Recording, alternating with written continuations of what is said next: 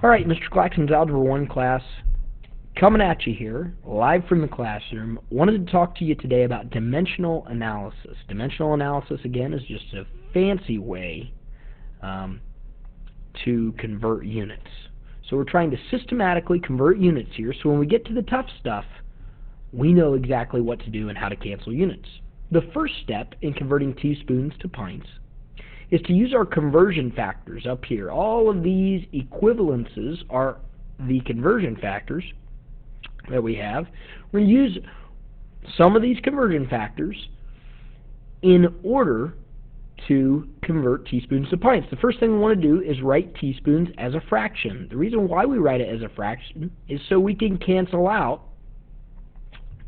the teaspoons in order to get pints. Now, it would be great if there was a teaspoon to pint conversion. However, please excuse my handwriting here. I'm getting used to this device. However, there's not a teaspoon to pint conversion up here. Okay? So what is there? Well, there's a teaspoon to tablespoon conversion. So I would go teaspoon to tablespoon since that's what I've been given. Okay, and again, I just abbreviate tablespoon, TBL.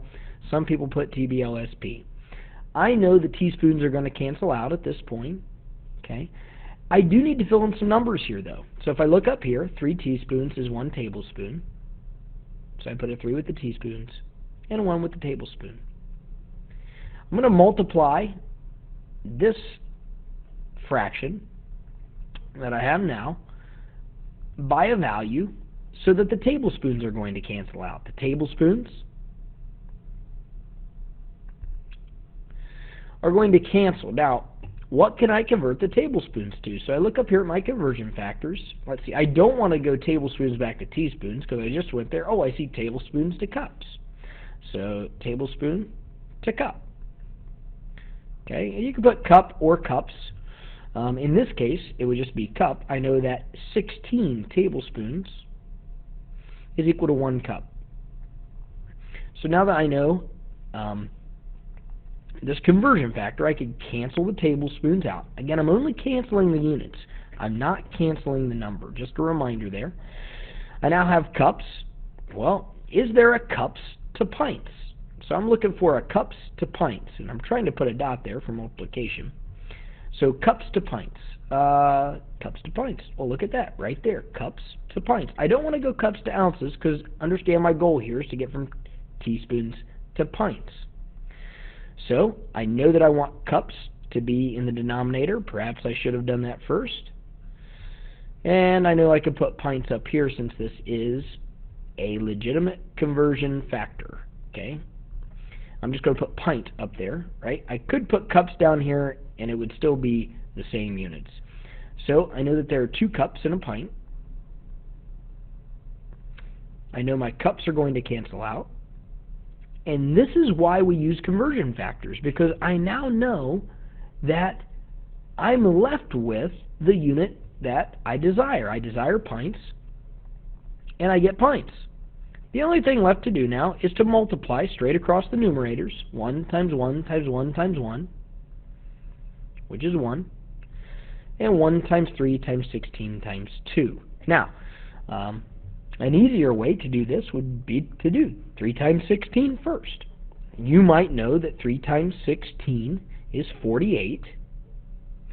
Okay, if you don't, I'm sure that you could take a moment, and I'm going to write it as 16 times 3. Okay, we know 6 times 3 is 18. Do it longhand here. 3 times 1 is 3, plus the 1 is 4. 48. And then I'm going to take that 48 and I'm going to multiply it by 2. Okay? And I know that 48 times 2, well, we know how to double things up. I know double 50 would be 100. Double 48, I know that's going to end in 6, because if I double 8, I'm going to get 16. Okay? So double 48, I know, is going to be 96. It's going to be 4 less than what 50 times 2 would have been.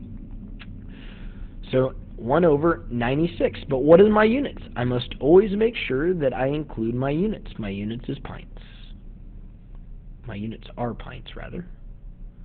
My unit is pints. right? So 1/96th of a pint is 1 teaspoon. And I want to make sure that I write my answer up here. 1/96th of a pint is a teaspoon. Now, what this tells me, for future reference, if I want to use this, I could go up here and say that I know that 96 teaspoons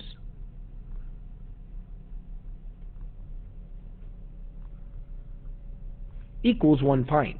And now I have that as an equivalence if I want to use it later. It might help me in the next problem. This was number 6 on your homework. So that is how we use dimensional analysis to convert standard units.